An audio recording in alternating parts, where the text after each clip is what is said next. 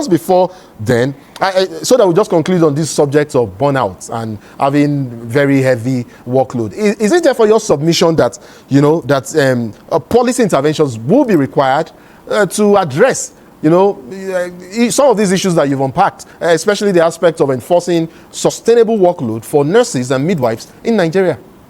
Yes, sir. You see, if you go to the hospital today, the number of patients that are coming to the hospital are more. But gradually, the number of nurses are reducing. And whether we like it or not, you have to do the work. So you will see a nurse doing the work of 5 nurses on a good day. So in that direction, you need government to hire more nurses, more health workers. Yes, we need government to employ more of this profession. And unfortunately, let me drop it here. Okay. Government kept on saying, we don't have nurses, we don't have nurses. We have put it to the Ministry of Health.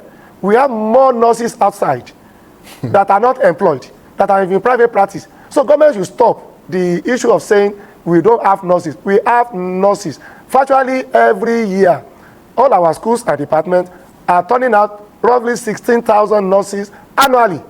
And these nurses are still in the system. Not all of them have moved abroad. So we are still putting it to government. We did our statistics across the nation. We have the number of nurses that are unemployed and are still within this country. We have 12,575 nurses outside, not yet employed, and they are not even planning to travel. So government will stop the issue of saying we don't have nurses to employ. Are these 12,575 750? Yes. Are these registered nurses under your association? Nurses. Yes, they are registered nurses. But they are not engaged in any public-owned institution? Yes, sir.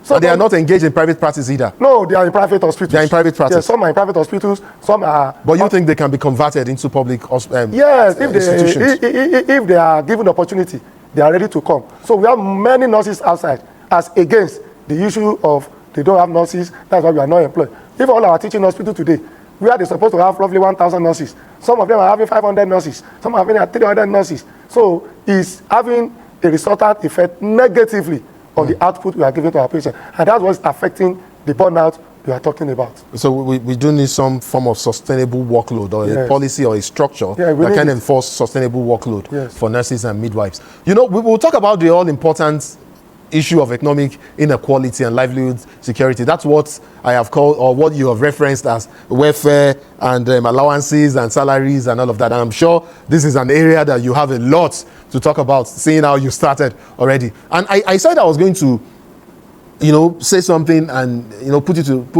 to you, or rather make you tell us here and now, so that we can gauge for ourselves if it is true what some of what you've said about the wages and salaries of nurses and midwives in Nigeria. What are these wages for, or what are the wages for nurses and midwives like at various levels? If you can use figures now and give us and tell us so that we know for ourselves. And equally important that I would like to know is, do your members, something equally important I'd like for you to talk on, you know, do your members have access to health insurance?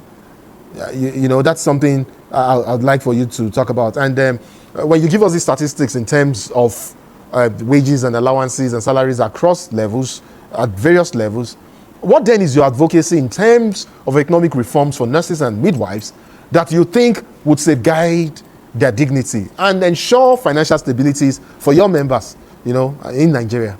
Thank you, Mr. Moderator, sir. Concerning the issue of a health insurance scheme, we are in the program.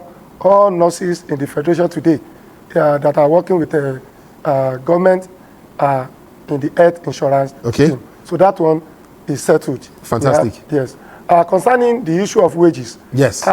You see, if we go by the circular concerning shift duty allowance, it says 30% of our basic should be our shift duty allowance. As I'm telling you today, that circular has been in existence over years, but presently, over some years now, government has refused to be paying that 30% when our salary got consolidated.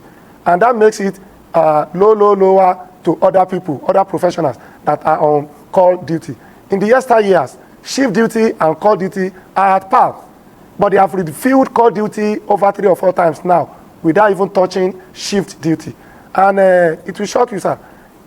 Somebody, let me say a nurse, like a nurse anesthetist, who is on call duty. Yes. Let me say assistant director, who is on call duty, and assistant director, who is on shift duty. the difference now is roughly 87,000. And in that, it makes those people on call and on shift to be having intra-professional issue. Because I chose to be an anesthetist, somebody chose to be an orthopedic nurse. Yes. Be an anesthetist and maybe on call, orthopedic nurse might be on shift duty. And that disparity is causing issue. And that shift duty has not been refilled. 30% is not even complete because it's supposed to be 30% of your basic.